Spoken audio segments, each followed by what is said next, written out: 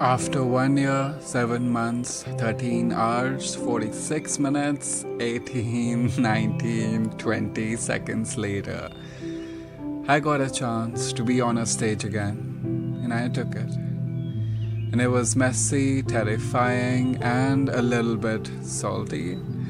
But to live in every moment of it all, I packed my bags from Himachal and traveled to Delhi/Gurugram once again.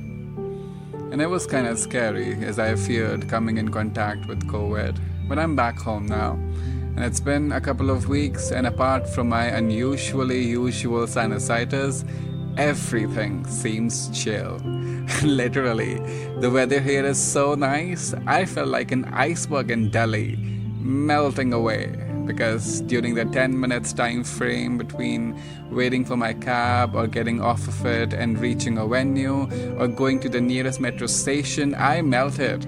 And as much of an exaggerator I am, I'm not at all exaggerating when I say that. I melted in capital letters. It was just so hot. God, I've not missed living in Delhi at all. Not to say the word literally too often. But I literally ended up meeting my friends like I had just taken a bath in my own sweat. Disgusting. I know. But I'm glad I have folks in my life who still chose to hug me as tight as possible, even with the rivers of sweat situation going on. And I think meeting my friends was definitely something somewhere I was more excited about than my performance itself this time. Because it had been so long, years since I had met anyone outside my imagination and memories. So meeting them was definitely a highlight for me. And I know I should have relevant montage of footage to show that starts rolling right about now, given I'm calling this a vlog/journal/diary entry. Wait, what? Something like that. But I'm kind of happy that I don't, because number one, it's a lot of hard work with all the editing and all. And number two, oh God, it sounds ridiculous to just say number two. I'm a shithead, but I got to be there in the moment more, instead of collecting hashtag content for a possible hashtag vlog. I hope I don't get intellectual diabetes. Anyway, I reached Gurugram on 2nd of October. The show was on the 3rd at the Central Club of Comedy. Lovely place. It was being organized by Paper Tail, and this was my first time attending their event, and so I was really looking forward to it. But I had one whole day all to myself, and so I decided to meet a friend I had known 9 years ago, who also happened to live there. Yep, 9 years ago, and trust me, I almost did not step out of the lift to his flat because I was extremely fearful of the person he might have become by now. Fearful of ruining a perfect memory. Because a lot has changed since the last 1 year, let alone all 9 of them. We aren't the same people anymore. And there's this phenomena, right? That when you meet someone from the past, you start acting and speaking like the person you used to be. And if one thing I'm sure of is to never, ever, Taylor Swift, to be that easy to push around kid I once was. Honestly, if I met the 14-year-old me, I would straight up murder him, because I absolutely never want to revisit that version of me. Which I'm technically doing by talking about it, but anyway, before you realize the weight of my bagage, let's go back to meeting my friend, whom I did meet by stepping out of the lift, and I'm glad I did. We had lost and found conversations for 2 hours, after which I parted my way to meet my eternal friend that very same day, who lived just 15 minutes away for supper. She is a Pardadi now. I know, it's not a usual thing for a boy in early 20s to have a Pardadi for a bestie, but I don't know. I would choose silver-haired folks anytime over freshly blow-dried ones. It's so soothing to have friends who are in their 40s, 50s, 90s. Gives you perspective, reminds you of things, and they never judge you, rather pass on their wisdom whenever they need be. And what a wonderful time I had in her house. Good food and good company. I felt like a winner in life that night. She was so excited to meet me. I think it was definitely one of those moments where the other person is more excited to see you, because usually it's always the other way around with me. And I love that, you know. Everyone I meet always say, "Hey Deon, let's meet for drinks, wine or beer." And I always go like, "Hey, I'll stick to my mango juice, okay?" But I always end up drinking just water because of the unavailability of it. But here I was with my eternal friend who bought not one but 2 cartons of mango juices for me to drink. I'm so in love with that memory. I wish more people paid attention to each other and what they want and like, because these little things, you never know how special they can make someone feel. I slept a soundful sleep that night. I didn't have to tire myself out with reckless Instagram scrolling or constantly overthinking about things that needs no knowing, as I dozed off and woke up to the day I was finally gonna perform on a stage again. Woohoo! Actually, boo-hoo, because for the first time on a show, I forgot my story. And yes, I know it's normal. These things happen. Everyone fucks up once in a while. But I just never thought that it would be me. Because especially when I've practiced so much, especially when I've traveled so far to be where I am. But I guess that whole day took a toll on me. And I now know more things about me than I did yesterday. And I'm better off for it. But the thought that I traveled all this way just to forget midway of my performance definitely killed me a little bit. I guess the spark to perform left me as I felt so distracted and scattered throughout. I think it was the fact that I was performing the piece for the first time in front of a live audience. That also after years, and as amazing as their reactions were, they kind of caught me off guard. Like I couldn't believe that I was actually that funny, because wow, folks were actually laughing at my weird, self-acclaimed clever jokes. Rather, for a moment there, I saw the showstopper Amandeep Singh whisper something awesome about me to his friend. And in my head, I was like, everybody stop. I need to hear that compliment right now. Crazy. I definitely learned a lot of lessons, and I now know what not to do to never let that happen again. But I hope eventually I get to perform that story to its best potential, where I love performing every letter of it. Someday, somewhere.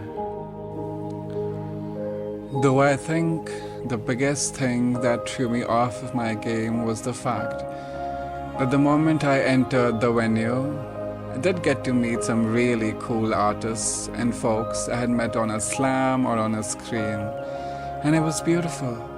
But I couldn't help but notice that everyone had someone.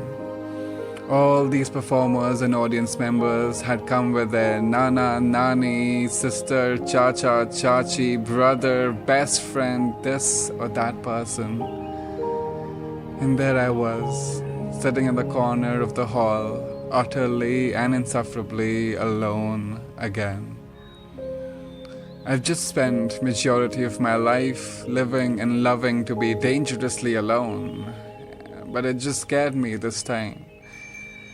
That here I am, doing what I love, supposedly having the best time of my life, and still had no one to share it with. I don't desperately need to. It would have been nice to have someone who felt like home to talk to and tell every little thing crossing my mind. For I believe it to be so empowering to stand on a stage and know a person who feels like home is sitting there in the audience and rooting just for you. And as amazing and beautiful folks out there were, I missed my person. More so, it hurt to not know if I did even have that person. Even the following days, I spent my nights in a hotel room with my best friends living in just a 15-kilometer radius from me. I had very different expectations of how my time there was going to be. That after years of COVID, in a city with my friends living so close to me, I wouldn't be spending time alone in a hotel room of all things, staring at the bathroom mirror, wondering what to do and how to pass the time to doze off to another sunrise. Never mind. Is this why you suggest Tinder to me? Nah, I'm not meant for those things. And probably why I'll never find love, because by now, everyone has someone to be.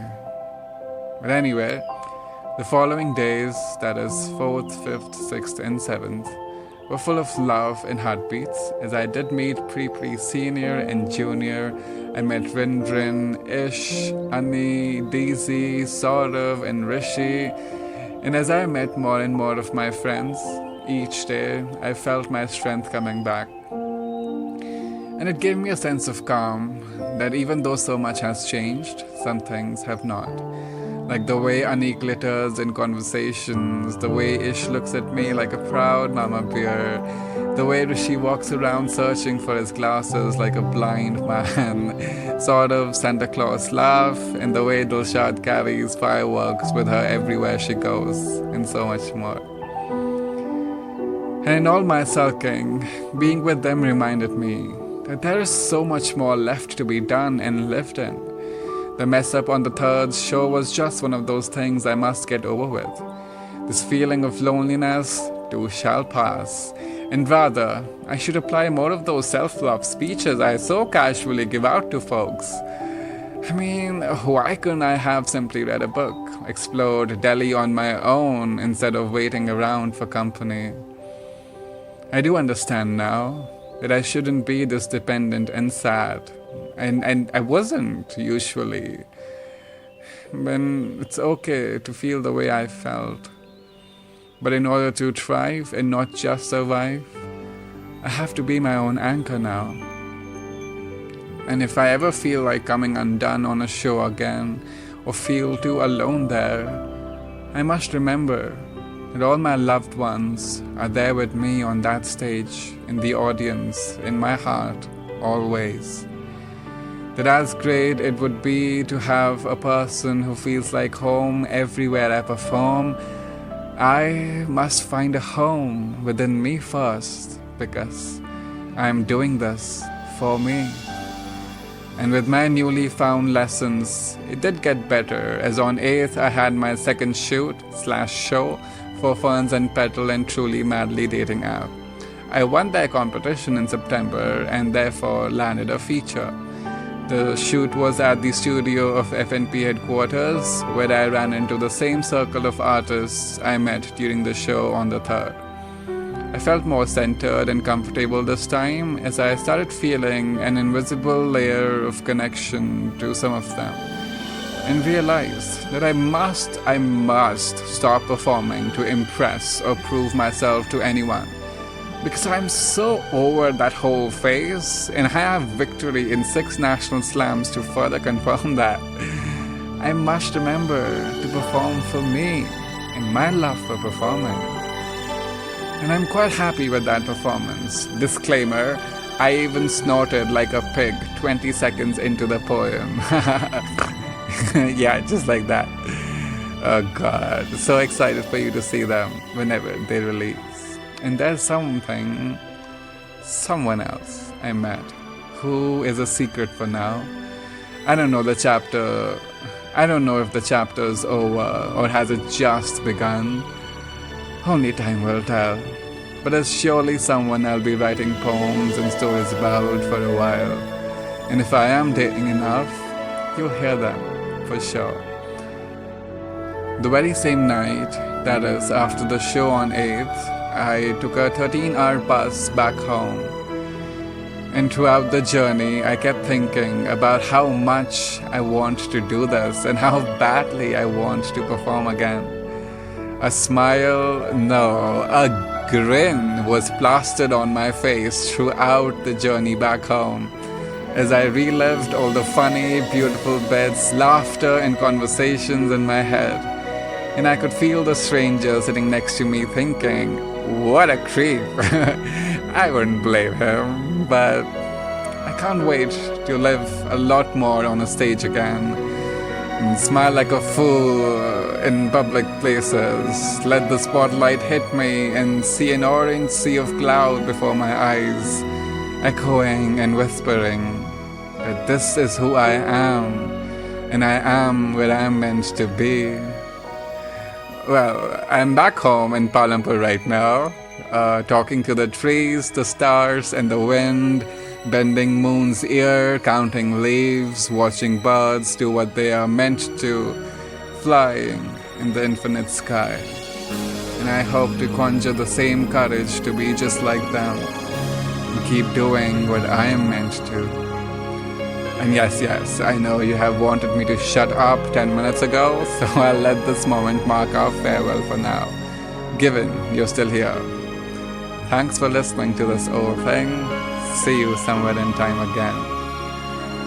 After 1 year, 7 months, 13 hours, 46 minutes, 18, 19, 20 seconds later, I got a chance to be on a stage again. And it was messy, terrifying, and a little bit salty, yet it was everything.